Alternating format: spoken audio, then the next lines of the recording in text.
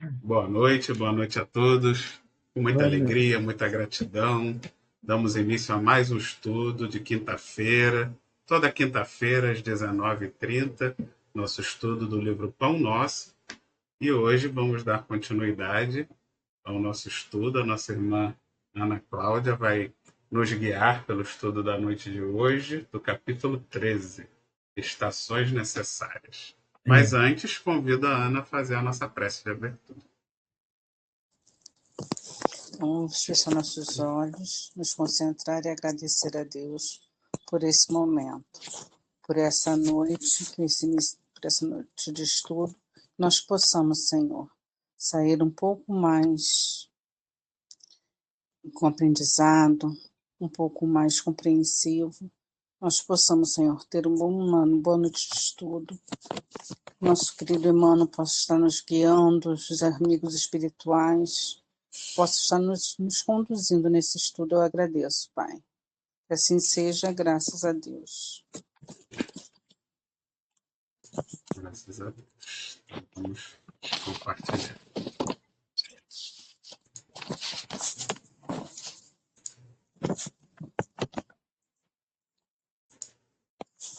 Hoje nós vamos estudar o texto 13 do livro Pão Nosso, e o título é Estações Necessárias. E a passagem que foi tirada para esse estudo está em Atos 3,19, e diz: Arrependei-vos, pois, e convertei-vos, para que sejam apagados os vossos pecados, e venham assim os tempos do refrigério pela presença do Senhor. Alguém quer falar, porque eu vou falar conforme o meu texto. Alguém quer falar alguma coisa sobre a passagem? Você fala comentar a respeito desse versículo, Ana, é isso? Isso. Você não vai comentar?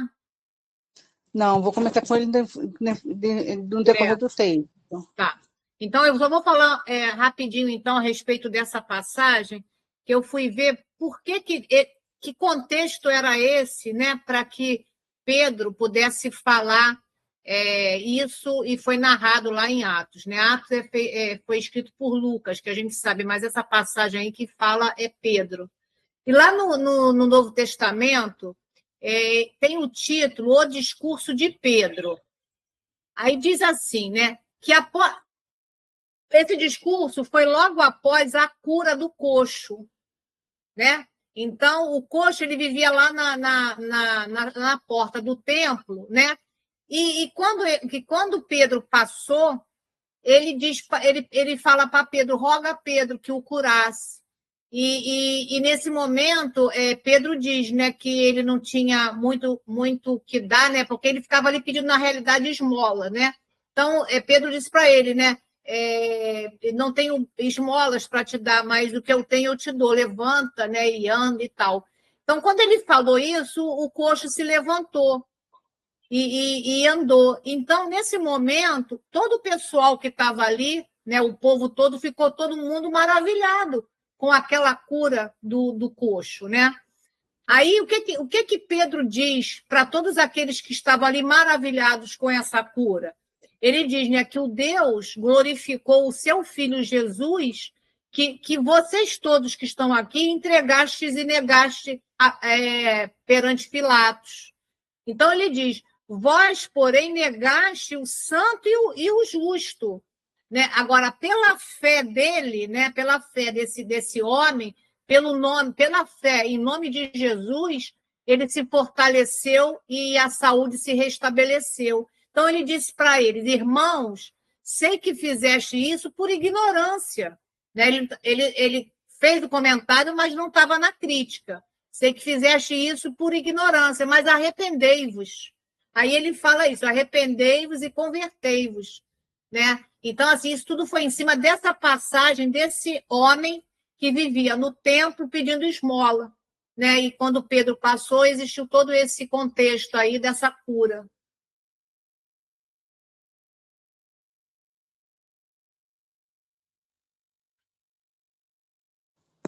Mais alguém quer falar?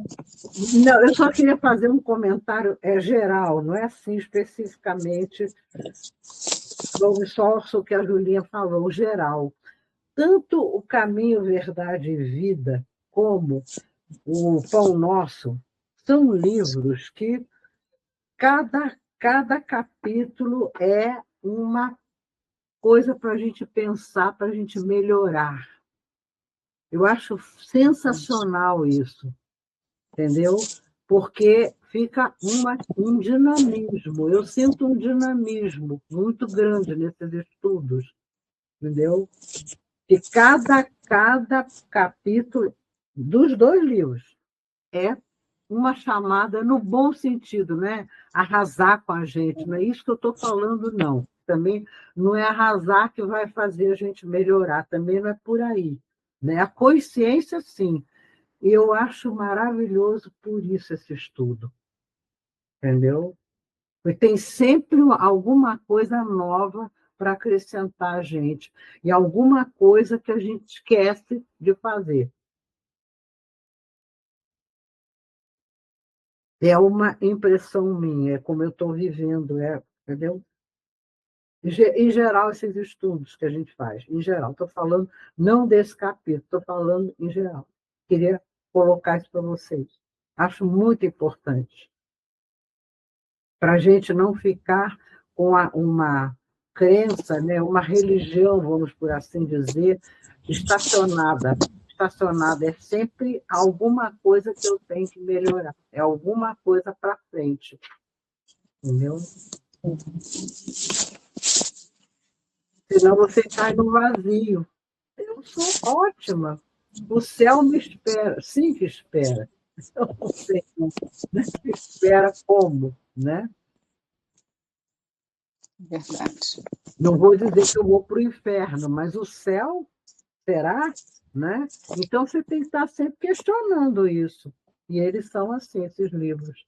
Muito bom mesmo. Né? Era só isso que eu queria falar, mais nada.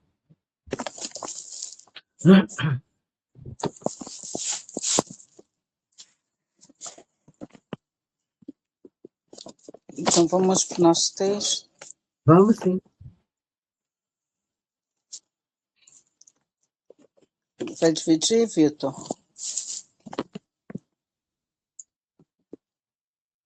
Desculpa. Para vocês, né? Tá. Não, é que eu estava em outra tela, desculpa. Vamos lá. Os crentes inquietos quase sempre admitem que o trabalho de redenção se processa em algumas providências convencionais e que apenas com atividades externas já se encontram de posse dos títulos mais elevados, junto aos mensageiros divinos. Eu coloquei aqui. Muitos acham que, seguindo alguns rituais, dogmas e trabalhos voluntários, já se encontram redimidos. E quanto maior a doação, né, maior é o título que eles assim acham, né, que conseguem, né? E assim salvos, né, entre aspas, porque esse é o pensamento, né, não é a realidade, né, que nós sabemos que não é a realidade. Não. Eles se acham salvos e aptos a receber as graças do céu. Isso. Essa foi a minha colocação.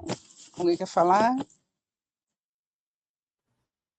Ana, eu vou fazer meu comentário dessa passagem, né? Porque assim, eu sublinhei aqui para mim esses crentes inquietos, trabalho de redenção, providências convencionais e certa atividade externa. Eu fiz essas separações para que eu pudesse entender o texto. Então, primeiro eu pensei assim, né, que esse trabalho de redenção é um processo. É um processo de renovação e transformação, que deve ser baseado no amor e na caridade. Libertar-se de velhos hábitos e paixões. que é a grande dificuldade nossa ainda. Aí eu coloquei aqui, os aspectos mais importantes da redenção têm a ver com o arrependimento e o perdão. Porque a gente começa o texto, né, Pedro falando para a gente, né, que ele falou lá para aqueles que estavam no templo, que somos nós, que estivemos lá também, ou serve para todos nós nesse momento. Arrependei-vos. Então, esses aspectos são importantes, o arrependimento e principalmente o perdão, né? Agora, você também falou da parte da salvação, né? Então, quando a gente escuta essa palavra salvação, isso está muito com esses dogmas da religião que a gente, pelo menos que eu vim, que foi o catolicismo, né? Então, a gente sabe que no Espiritismo, essa palavra salvação, ela tem uma outra significação. Aí eu coloquei aqui um texto para que a gente possa refletir. A salvação de cada um, entendida como evolução espiritual, que é destino de todos os espíritos criados por Deus. Somente através da reforma íntima é possível salvar-se do comodismo, da indiferença, da omissão, da descrença, transformando a fé e a confiança em Deus em obras de amor e paz. Então, eu só vou me salvar no momento que, né, eu fizer essa reforma íntima. Essa reforma íntima saindo desse meu comodismo, da minha indiferença, da minha má vontade, né? Então, isso vai me dar a minha salvação, que não é uma coisa gratuita, é o esforço próprio de cada um. Então, nesse pedaço desse texto, Ana, eu elaborei por esse caminho, né, dessa transformação moral, e para que a gente possa realmente se libertar desses velhos hábitos, que é realmente o que nos prende, ainda nos apelos. Mexa mesmo.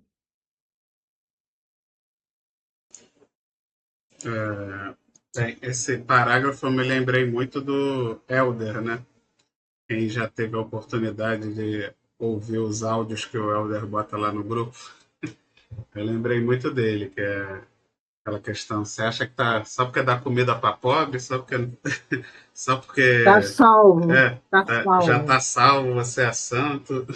Ele até Nada a botou um ver. áudio hoje lá no grupo, que ele contou também uma história sem revelar a pessoa, né? Ele não expôs a pessoa, até porque ninguém ali conhece, mas ele contou a história da senhorinha que limpava, varria o centro todo dia, e aí um belo dia ela teve uma doença, né? Uma coisa grave, não lembro agora se foi com ela ou com alguém da família, e aí ela começou a reclamar, né?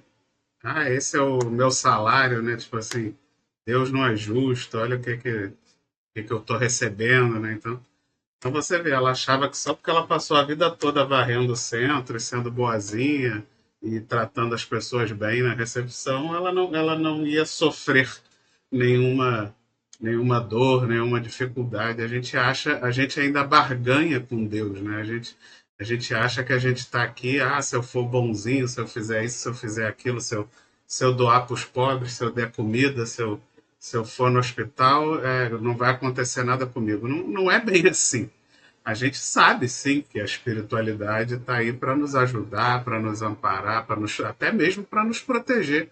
Quando a gente procura se vincular à espiritualidade maior, é uma tendência, sim, de que a gente esteja mais antenado à orientação dos nossos mentores e automaticamente eles vão nos guiar muitas vezes a livramentos, que vão nos livrar de dores, de sofrimentos e de problemas. Só que de dores, sofrimentos e problemas desnecessários. Aqueles que talvez a gente causaria nessa encarnação sem ter a necessidade de passar por atos e erros dessa própria encarnação. E que aí sim podem ser evitados se não forem feitos, se não forem plantados, né? Como a gente diz, se você não plantar aquelas tempestades, você não terá que colher os furacões. Só que a gente sabe que a gente traz também muitos pretéritos, muitas dívidas do pretérito, das vidas anteriores, das nossas viciações e das nossas ignorâncias cometidas em outras vidas. Então, e muitas vezes dessas não tem jeito. Você pode praticar muitas vezes o bem que for, mas em algum grau você precisa expurgar do seu perispírito, você precisa colocar para fora aquelas máculas acumuladas em vidas anteriores. Então, o nosso fazer o bem vai nos ajudar muito, sim. Vai evitar muita dor presente e muita dor futura. Mas não nos vai dar salvo-conduto de tudo que a gente já fez e de que a gente precisa aprender. Porque muitas vezes a dor também tem essa função não só de nos expurgar os males do nosso perispírito do passado, mas também de nos ensinar. Porque, como o próprio Helder sempre fala também, como é que você vai conhecer o claro se você não tiver o escuro? Como é que você vai conhecer o doce se não tiver o salgado? Então, na verdade, os antagonismos são necessários. Como é que você vai sentir a dor do próximo? Como é que você vai se sensibilizar se você nunca sentiu? Então, por mais que você seja um espírito que está se desenvolvendo, que tá caminhando mais rápido, cometendo menos erros, ainda assim isso não vai te livrar das necessárias dores da vida que são necessárias para despertar no espírito essa sensibilidade. Porque como é que você vai se sensibilizar por outro sem passar, pelo menos por algo parecido, por algo semelhante? Então a gente vai estar sempre vivendo experiências nas nossas encarnações e algumas experiências são de dor. Porque tem as dores normais da vida também, aquelas que não necessariamente você tem que fazer um mal para passar. Porque o nosso corpo, ele envelhece, ele precisa desencarnar num dado momento, né, de tempo, e você vai passar pela decrepitude, pelas dores, pela falência, né, do organismo, igual a todo mundo, por melhor que você seja. Então, a gente tem que ter essa consciência de que nós podemos sim. Né? Isso aqui não é para deixar ninguém desesperançoso, pelo contrário, você vai sim evitar muitas dores e muito sofrimento fazendo bem. Só que não ache que isso vai te evitar de viver. Né? Se você está na carne, você não vai estar imune às dores e os sofrimentos da carne. Né? Todos nós que encarnamos aqui no planeta Terra, de alguma forma, precisamos passar pelas fieiras que um corpo carnal causa, mesmo a gente sendo o mais previdente possível, sempre existe algum grau de dor, algum grau de sofrimento. Então era isso que eu interpretei desse parágrafo, né? Que a gente fica muito exatamente, eu sou bonzinho, eu dou comida, eu dou roupa, eu saio para... E legal, continue fazendo isso, mas tenha consciência de que isso é só o início, é só o primeiro passo e você está muito longe ainda de ser considerado um espírito perfeito apenas por essas atitudes. Não menosprezando elas mais uma vez. Super importante que elas sejam feitas e, inclusive, que elas sejam ampliadas no nosso dia a dia, nos nossos afazeres. Falei demais. Não. Eu falei coisas também, você está falando. É bom a gente falar, eu acho importante isso. Como é que você está vivendo o estudo? Eu acho fundamental isso. Não para dizer o dia inteiro sem parar, mas para a gente ter isso, né, dentro de nós. Importante, eu acho. Né? E eu entendi também uma coisa, tem que fazer isso de coração aberto, né? Isso. Não é vou fazer porque o Vitor faz, a Júlia faz, entendeu? Eu vou fazer porque eu acho bacana, mas não está fazendo de coração aberto. É de coração aberto, claro. Né? Essa atividade externa aqui, que eu entendi. Senão não adianta de nada, né? Não adianta de nada. Vai já ali. Já está recebendo o seu pagamento ali, os seus 15 minutos de fama. Quando chegar lá, cadê meu pagamento? Já recebeu. A dona Armanda, que dirigiu nossa casa espírita durante 30 anos, ela conta sempre a história de uma dirigente de centro espírita que fez e aconteceu, fez, aconteceu. Quando chegou lá em cima, a fichinha dela estava magrinha, mas como eu fiz isso, fiz aquilo?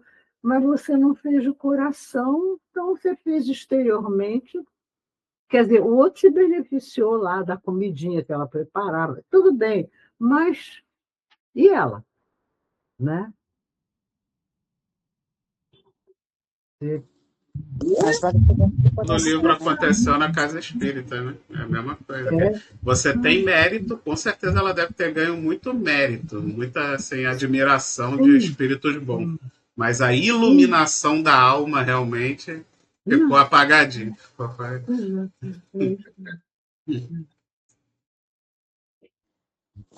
Vamos lá, vamos continuar. Vamos.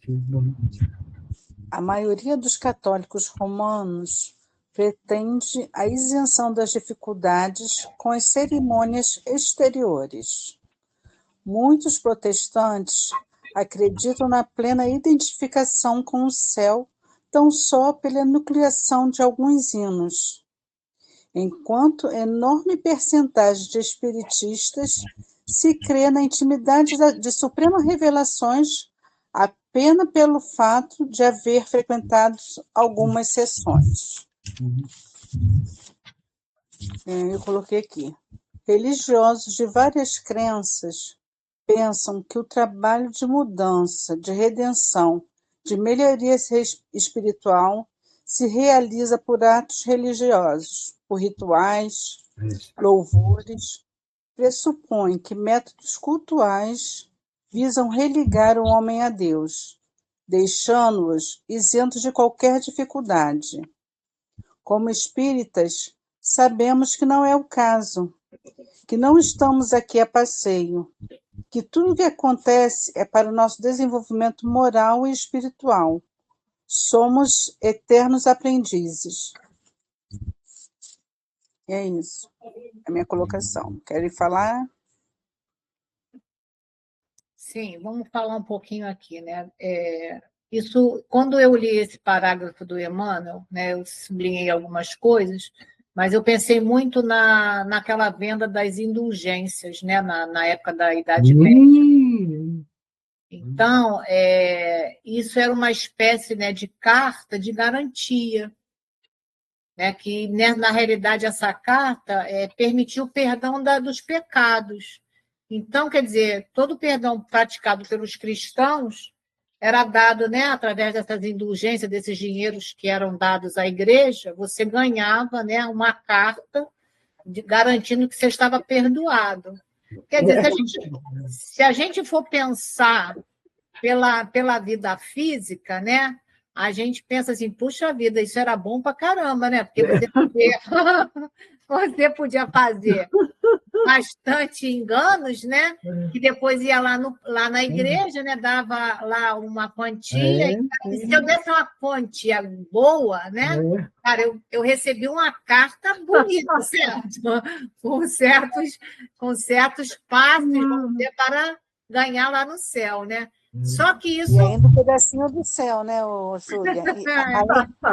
Além da carta, um pedacinho do céu. Um diploma, né? Era um diploma de bom cristão, né?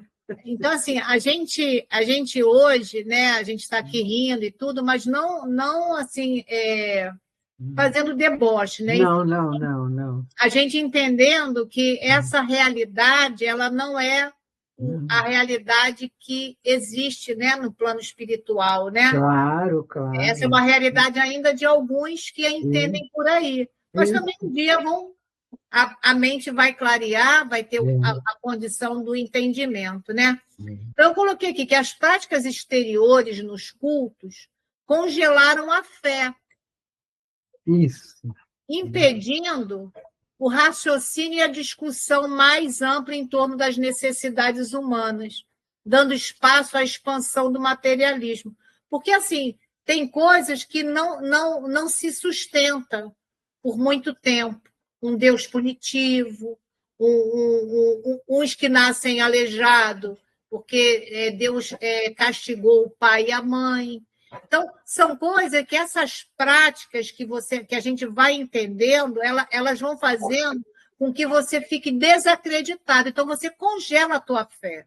Ou seja, é uma fé que não é raciocinada. E a gente sabe que o Espiritismo nos esclarece tudo. né, o que acontece hoje, como o Vitor falou ainda há pouco. O que acontece hoje, muitas das vezes, tem a consequência de uma vida passada, quando não são os tormentos voluntários que você procura nesta própria existência. Então, ninguém paga nada, né? A gente vai se melhorando para quitar os nossos próprios equívocos, né? Então, a gente sabe que essas práticas exteriores, né, que ainda muitas pessoas acreditam que você fazendo algo externo, você ganha algo, a gente sabe que, para a gente, isso já não serve mais. Então, a gente tem que entender dessa renovação que a gente falou há pouco. Eu sempre costumo falar isso, né? Na igreja tinha o Papa Hóstia, e no centro tem o Papa Passe, Papa Água Fluidificada. Nossa. A pessoa acha que vai uma vez por semana bater ponto lá no centro, está garantindo o Minha Casa Minha Vida lá em Nosso Lar. Né? Então, como que também é a mesma história, né? Nosso Lar, para quem é ignorante, acha que né, frequenta o centro espírita exatamente com esse pensamento, nosso lar é o céu e o umbral é o inferno. Né? Então, a pessoa que fica nessa superficialidade da doutrina, e aí ela acaba, na verdade, ela muda de religião, mas não muda nada. Ela, às vezes ela larga o catolicismo e passa aí no espiritismo, mas no fundo ela continua seguindo no centro, igual ela ia na igreja, para cumprir tabela, para bater o ponto.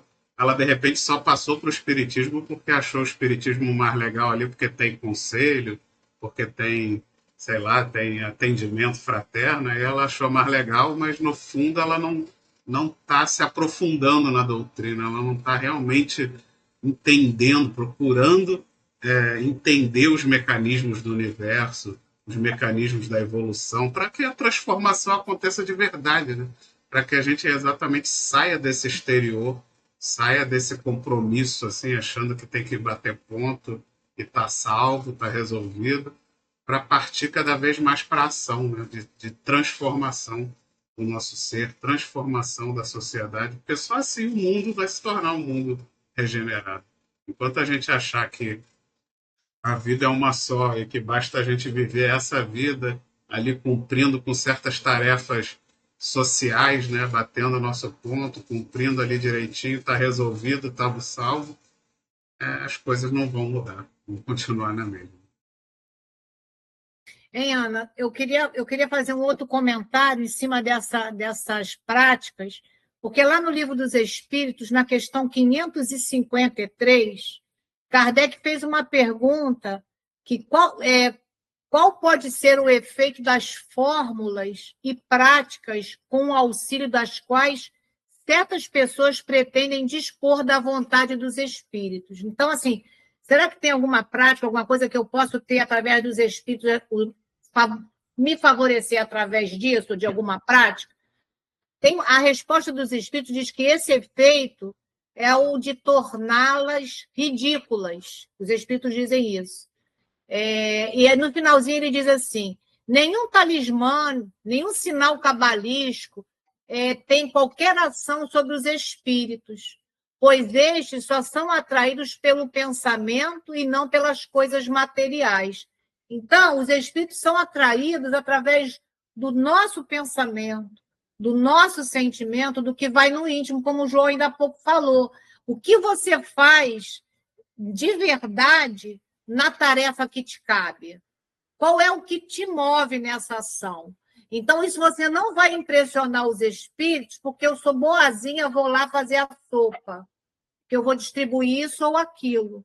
Isso, eles não são atraídos por isso, e sim pelo meu sentimento, pelos meus pensamentos e pelas minhas ações sinceras. Então, eles dizem assim, eles não estão pelas coisas materiais.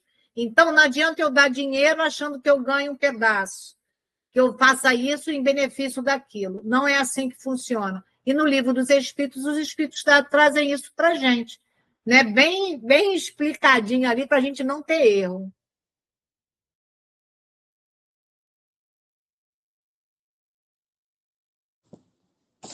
Verdade, né, Júlia? A gente Estamos com a faca e o queijo na mão, né, Júlia? Basta a gente querer, né? Então, vamos aqui. Tudo isto constitui preparação valiosa, mas não é tudo.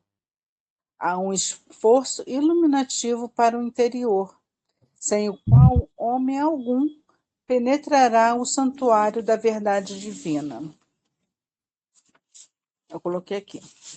Todas as manifestações de adoração e gratidão a Deus é muito válida. Nos conecta com o sagrado, eleva nosso pensamento e atitude quando estamos sincronizados com o Pai. Vamos passar por todas essas estações, como diz o título, essas etapas, subindo degrau por degrau, combatendo nossas más tendências, vícios, nos transformando em pessoas melhores. É isso. Desses dois parágrafos, né, que a Ana leu, eu sublinhei aqui para mim preparação valiosa e o esforço iluminativo para o interior. Então, a gente já tinha falado dessa reforma íntima, né? Então, eu coloquei aqui, precisamos fazer a imersão dentro de nós para aproveitar a reencarnação conquistando virtudes e valores morais. A importância não mais de aparências, e sim de aquisições nessa oportunidade de crescimento. Porque a oportunidade do crescimento é agora, é nesta reencarnação, não é para deixar para depois. O que a gente pode fazer agora? Vamos fazer. Né? Tem coisas que já dá para fazer, tem outras que a gente sabe que não vai conseguir. Né? Aí, o que eu digo, né, dessas aquisições, né, dessas oportunidades de crescimento no amor, na fraternidade e de aprimoramento dos verdadeiros valores como espírito imortais que somos. Que valores verdadeiros são esses? É da liberdade, da igualdade, do respeito, da educação, da justiça. Tudo isso compõe esses valores espirituais que nós precisamos desenvolver para que a gente possa se tornar espíritos melhores, fazer com que esse mundo realmente se regenere, né? Porque vai ser o nosso esforço para esse melhoramento, né? Então, eu digo, botei aqui, a bendita renovação da alma pertence àqueles que ouviram os ensinamentos do Mestre Divino, exercitando-lhe a prática. Porque ouvir, todos nós ouvimos. Lá, há 2024 anos, ainda estamos ouvindo agora através do Consolador Prometido, mas exercitando na prática, poucos ainda. Né? Então, existe a nossa vontade de praticar, né? O nosso querer fazer, e tentar fazer sempre com a boa vontade. Querer é poder, né? Então, a gente já está no esforço de, pelo menos, estar estudando. Agora, os ensinamentos já foram dados. Agora, há necessidade de execução. Ô, Júlia,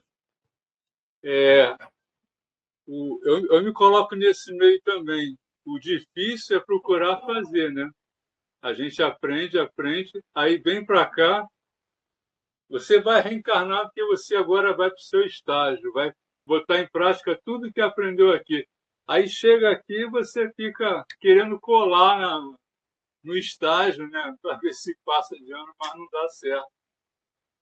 Né? Eu me incluo também nesse grupo que tinha que estar fazendo algo mais, mas não consegue também. Ainda não estou com essa elevação toda. Mas estou procurando melhorar um pouquinho. Eu acho que esse parágrafo ele resumiu ali o que a gente estava falando, no sentido de que não é o suficiente, mas, ao mesmo tempo, não pare de fazer. Né?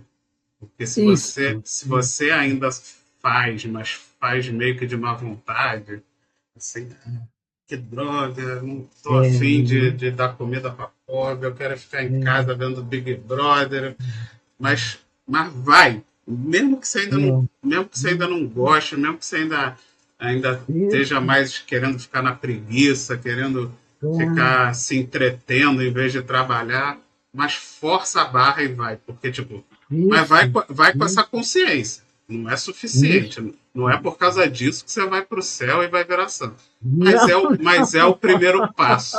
É o primeiro passo, porque é igual ir para academia. Nunca é bom quando você está começando. É um sacrifício, é uma dor, mas depois que você vai pegando o ritmo, você vai ficando bom. Você começa até a sentir falta daquela rotina, daquilo, porque o exercício físico libera hormônios, né? Coisas que...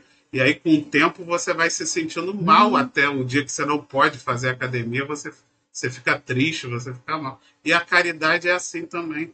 Porque você, às vezes, começa por obrigação, começa igual, tipo, ir para a escola, né? Porque estão mandando.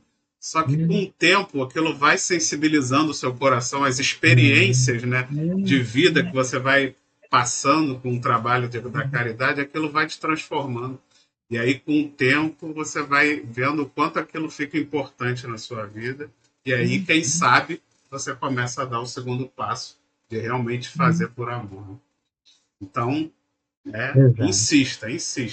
Insista no trabalho. Mesmo aquele que você está fazendo um pouco meio de má vontade, insiste, não para não.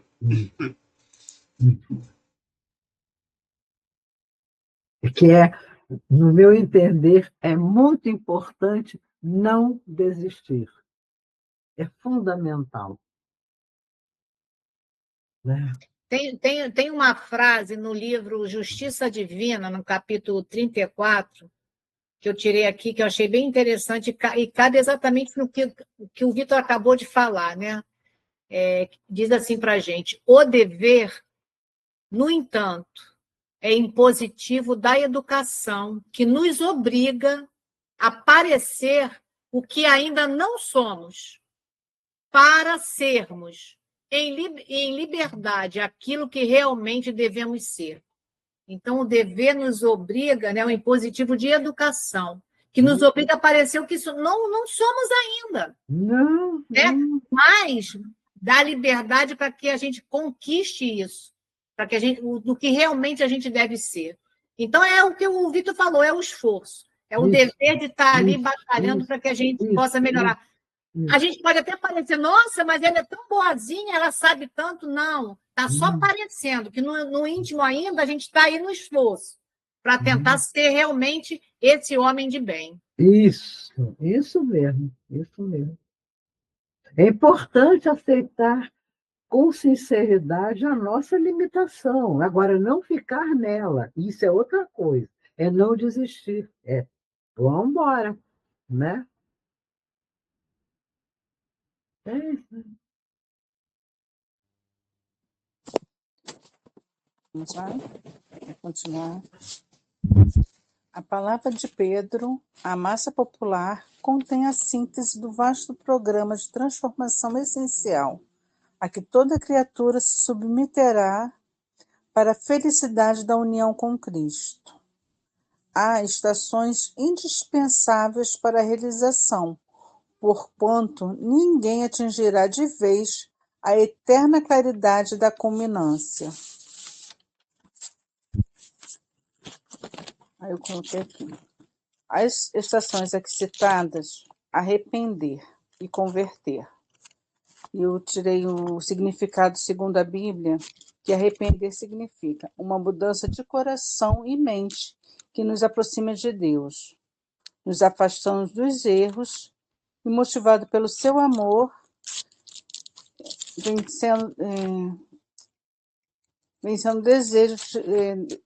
sentindo o desejo de obedecer seus mandamentos. E converter. A conversão inclui uma mudança de comportamento, mas vai além do comportamento. Trata-se de uma mudança da nossa própria natureza. Cientes que sem essa transformação moral e reforma íntima, nada disso é possível para tão esperada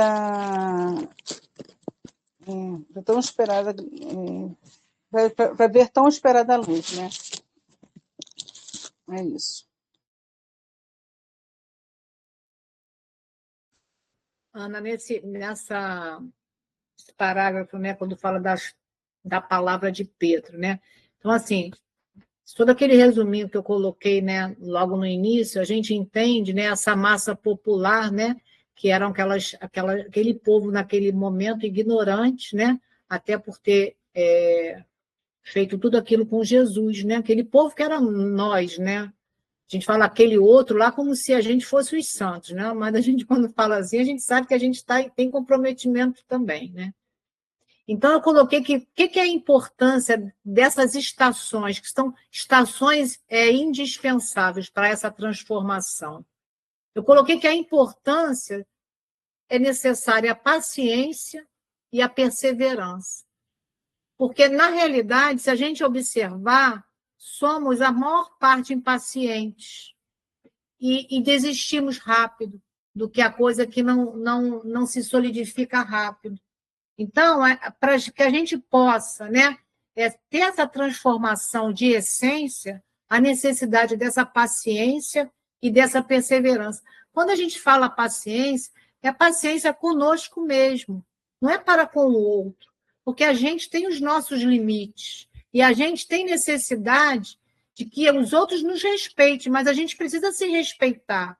Então, essas estações, quando o Emmanuel fala de estações indispensáveis, porque cada um de nós está no momento da sua existência. E ninguém está numa linha reta igual ao outro. Então, a gente, às vezes, quer ser um Divaldo Franco, não dá. Paciência, sabe? A gente tem que perseverar. Um dia chegaremos a ser um Chico Xavier, mas não vai ser agora. Então, porque ele conseguiu. Qual é a estrada dele? Eu não sei. Mas a espiritualidade sabe qual é a minha. Então, nós precisamos identificar em qual estação da vida nos encontramos. As estações que nos encaminham, cada um com seus desafios, que nos impulsionam a diferentes patamares de progresso. Porque, de repente, eu estou aqui para progredir num aspecto, João está em outro, você está em outro. Então, às vezes, a gente tem essa ânsia de um progresso. O progresso ele vai chegar, mas em diferentes estações para cada um de nós.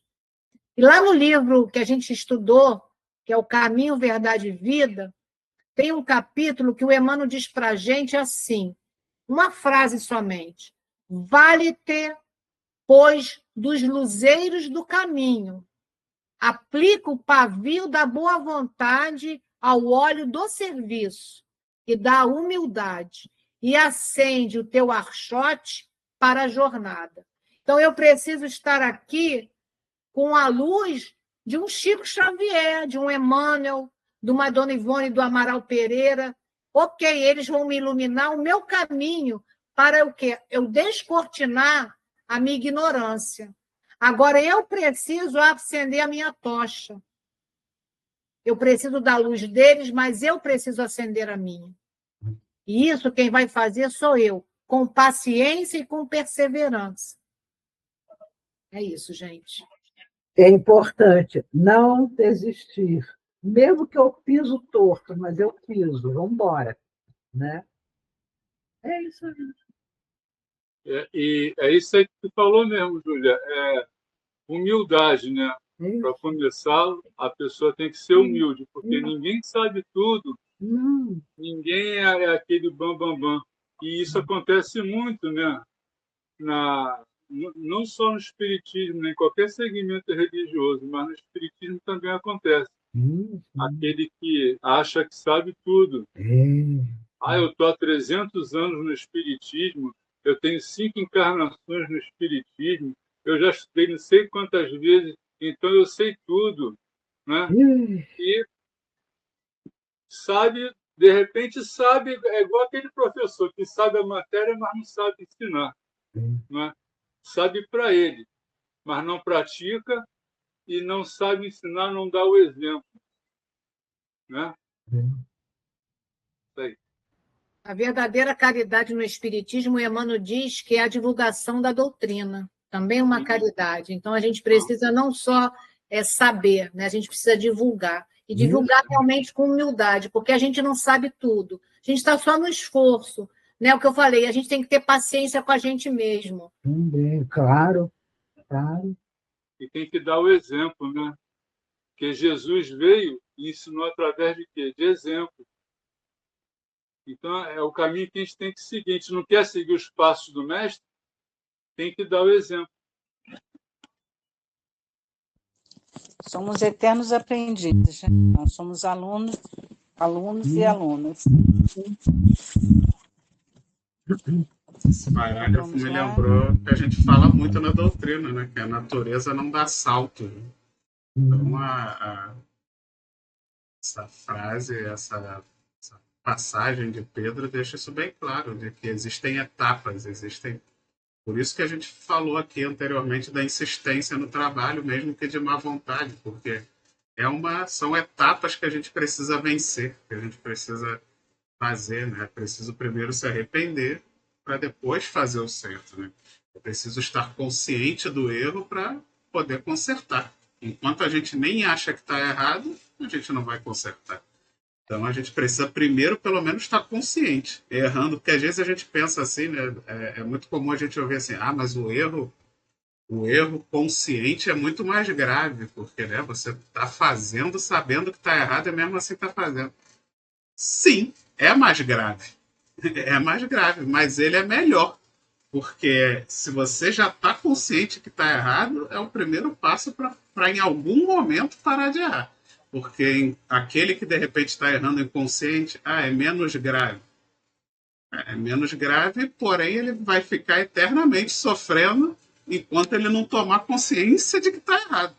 Porque ele, né, vai continuar achando que não está fazendo nada de errado pela ignorância, né, não necessariamente pela maldade, mas se ele não buscar se aprofundar, não buscar conhecer para sair da ignorância, ele pode até cometer um erro menos grave, porém por mais tempo, né?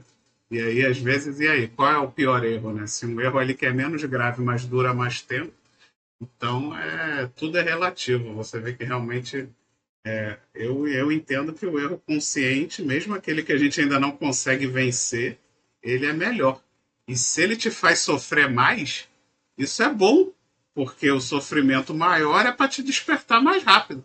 Porque se você já está consciente e continua errando, lógico, isso vai ter consequências mais graves, sofrimentos maiores que vão te despertar mais rápido, que vão fazer você despertar. Então, tudo, né? Você vê que a sabedoria divina é perfeita, né? Então, a gente tem que entender que a natureza não dá saltos.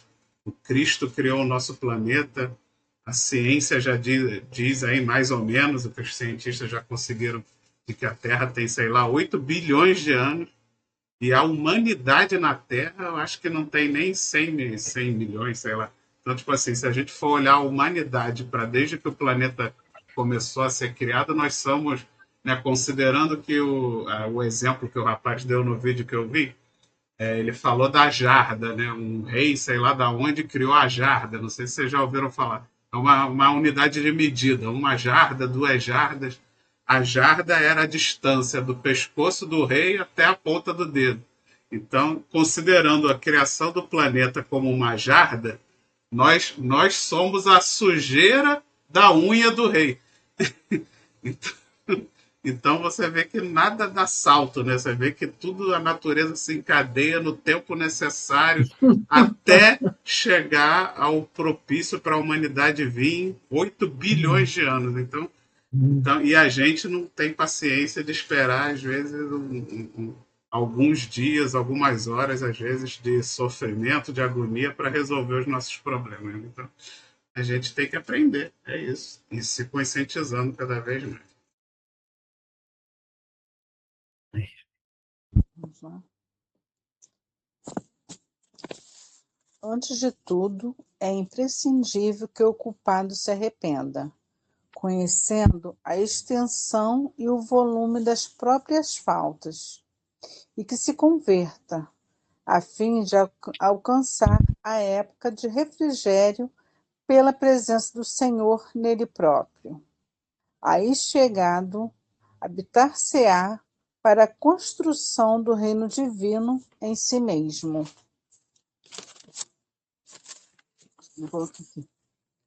Quando reconhecemos as nossas falhas, já estamos a um passo do caminho. A consciência já nos mostra com sentimentos de remorso, arrependimento e expiação. Devemos pedir somente forças e coragem para vencer nossas fragilidades. Como exemplos, temos Paulo de Tarso e o próprio Pedro, que com grande dificuldade negou Cristo, se arrependeu, mas não se paralisou, e se tornou um grande apóstolo, edificando as palavras e exemplos do Cristo por onde passava. É isso. Eu vou trazer o texto lá do Céu e Inferno, porque quando a gente fala de arrependimento, expiação, a gente sempre vai lembrar que essa passagem está lá no Código Penal da Vida Futura, né? Que está no Céu e Inferno. O pedacinho que eu trouxe para a gente pensar junto é o seguinte: está escrito lá, o arrependimento, conquanto seja o primeiro passo para a regeneração, não basta por si só. São precisas a expiação e a reparação. Arrependimento, expiação e reparação constituem, portanto, as 3 condições necessárias para apagar os traços de uma falta e de suas consequências. Então, existe esse passo: arrependimento, expiação e reparação. Então, a gente sabe que é esse compromisso que assumimos diante de Deus, né, das leis divinas, quando a gente se desvia do caminho. Então, quando ele fala ali dessa habilitar-se para a construção do reino divino em si mesmo, essa edificação desse reino, que é um reino de amor, porque é uma lei de amor, né, começa no íntimo de cada ser humano, tendo por objetivo a busca da perfeição, é que todos estamos buscando. Agora, a gente vai ter que seguir as pegadas do Cristo, nesse caminho dessa verdade, dessa vida, né? Que é esse caminho que vai nos levar na direção do Pai. E a Janete colocou, né, no grupo uma palestra do Haroldo Dutra, que fala da justiça das aflições. Quem puder assistir essa palestra, ela vai contribuir muito para esse estudo de hoje também. Lá ele comenta para a gente, né, que está assistindo lá a palestra, que tem uma expressão no hebraico do arrependimento. Então, ele fala que o arrependimento, no entendimento hebraico, não é um arrependimento como a gente ainda acredita que é arrepender. Eu me arrependi. Tá, não, estou tão arrependida disso que eu fiz para alguém, né? Que não é esse tipo de arrependimento, que eles usam uma palavra chamada tejuvá. Tejuvá quer dizer arrependimento no hebraico, mas é um arrependimento que ele explica ali, lógico, belamente. Eu estou dando aqui só uma palhinha. Ele diz que esse arrependimento, na expressão do hebraico, é que você tem que voltar para o caminho reto. Você tem que corrigir esse desvio. Então, você saiu do caminho. Então, quando você fala tejuvá, você está voltando para esse caminho que é o caminho correto. Esse caminho que você se desviou. E aí ele fala também dessa lei de justiça, de amor e caridade, que a gente escuta na doutrina espírita, essa lei, mas ele explica que essa lei ela não é dividida. Justiça, amor e caridade é uma coisa só. E no hebraico ele tem o nome de Sedaká. Então, Deus, na sua infinita misericórdia, ele não separa essa lei da justiça, do amor e da caridade. Por isso que a gente fala que nunca a justiça de Deus vai ser sem a misericórdia ou sem o amor.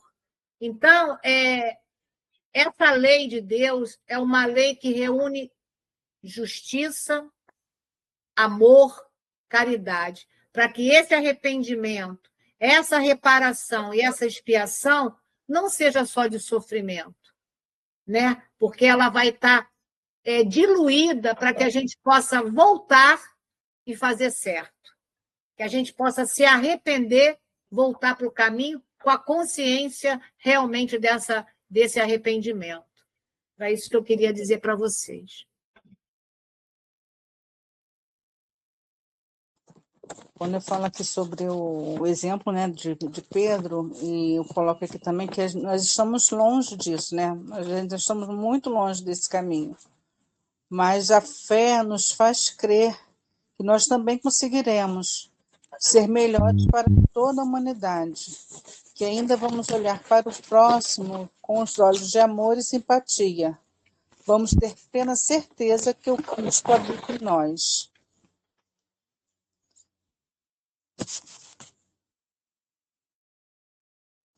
Alguém quer falar mais ou que posso passar para o 7, para o outro parágrafo?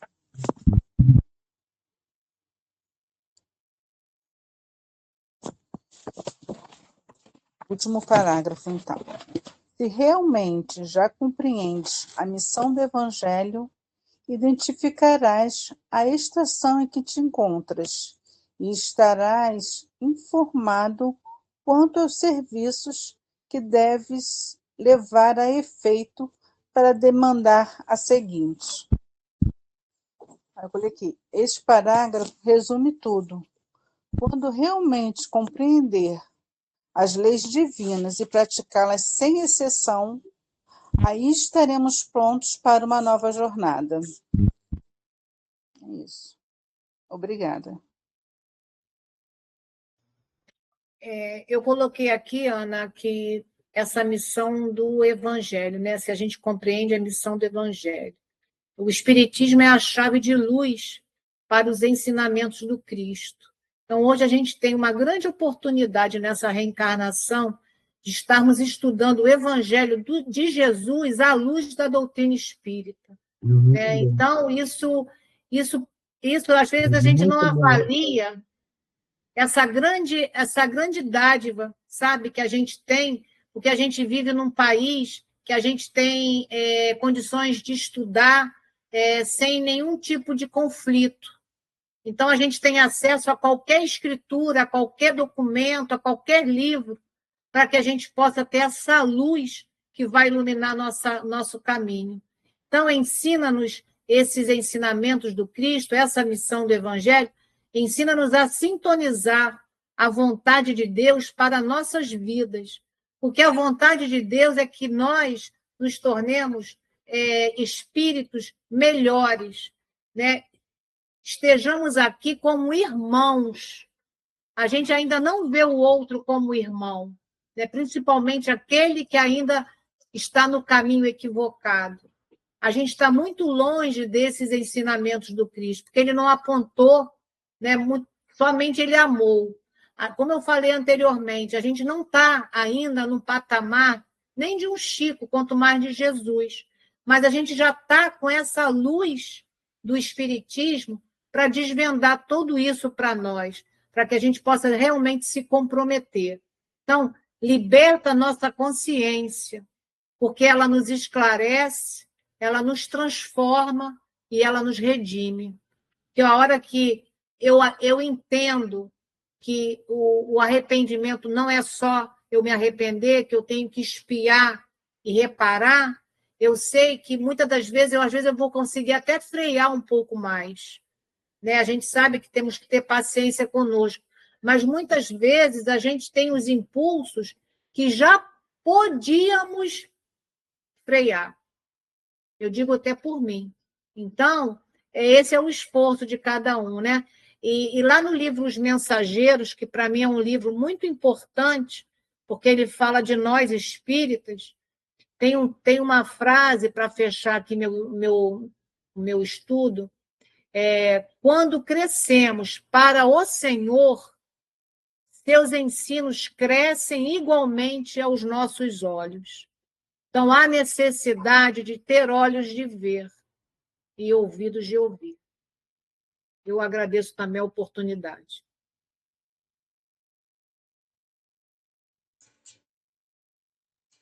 É isso, né? Esse último parágrafo é o autoconhecimento. É o resumo, né? Quanto mais você estuda e mais você usa esse estudo do Evangelho para se autoconhecer, você consegue se posicionar nessa escala evolutiva de uma forma melhor, mais consciente, compreendendo seus erros, compreendendo suas falhas, compreendendo suas limitações. Como eu falei, tendo consciência dos seus erros e ali percebendo aqueles erros que você já sabe que está errado, mas mesmo assim não consegue parar de fazer, e que de repente ali tem que ser o seu foco de atenção. Então, tudo isso é esse autoconhecimento. Quanto mais você se autoconhecer e quanto mais você entender os mecanismos do universo, mais você vai conseguir se colocar nessa escada evolutiva de forma mais precisa, de forma mais consciente, para, como ele coloca ali, saber qual é o próximo passo, qual é o próximo passo que precisa ser dado para subir essa escadaria. Muito bom. Quero agradecer a Ana por nos guiar no estudo de hoje. Quero agradecer a presença de todos. Sempre engrandecem muito esse estudo, só existe graças a vocês. E convidar a todos, semana que vem sou eu, então convidar a todos para a nossa prece de encerramento. Vamos todos fechar os nossos olhos, elevar o pensamento a Deus, a Jesus, com muita gratidão pela oportunidade do trabalho, pela oportunidade do estudo, que realmente esses conhecimentos que estamos adquirindo aqui não fiquem só na superficialidade, que não nos torne apenas intelectuais do espiritismo, mas que possamos realmente introduzir nas nossas vidas, nos nossos atos, em todas as nossas tarefas de trabalho, em casa, de estudo, com todos aqueles com quem cruzamos o nosso caminho, fazendo uma verdadeira modificação dos nossos espíritos, para que não sejamos apenas uma capa bonita de livro, transmitindo apenas pela exterioridade, e sim pela interioridade, pela transformação real do nosso espírito. Que assim seja, e graças a Deus. Muito obrigado, pessoal. Uma boa noite para todos, uma excelente semana. Se inscrevam no canal, ativem o sininho, deixem o seu joinha e vamos compartilhar. Fiquem com Deus. Bom fim de semana para todos. Tchau.